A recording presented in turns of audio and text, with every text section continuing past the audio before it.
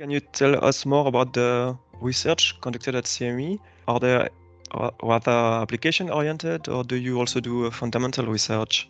A little bit of both. So we are dedicated to microfabrication. So most of our users intend to fabricate functional devices, most generally in the prototyping phase. But on the other hand, we have some users which produces devices which are tools for more fundamental research. For instance, in microfluidics, they create cells and traps for biology studies. And what are the main applications then that those users try to do? We have more than 70 laboratories in accessing the clean room, and they come from different EPFL faculties, engineering, basic science, life sciences. So we have a very broad range of research topics. We can mention integrated photonics, power electronics, MEMS, and biology, so sensors, microfluidics. This is just a short list among others. And are there links with private companies? Do they find inspiration with the research that is going on at CMI? And does it help to have such high-end infrastructures in the area? It helps. So we have scientists here operating in CMI which are working on really new and innovative technologies, and they are trained and learned to operate state-of-the-art equipment. So when they leave a EPFL, they have a very strong package and experience, which is attractive for private companies. So there are many companies usually that have a small satellite office in EPFL in the innovation park, and they look for and they hire new talents.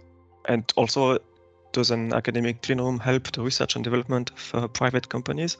We have private companies that are CMI members. So usually, as an academic institution, we study new technologies with advanced and innovative scientific equipment, and these equipment are in our clean room before moving to production facilities. So usually private companies can access the clean room to evaluate the potential of certain new technologies before purchasing the tools themselves.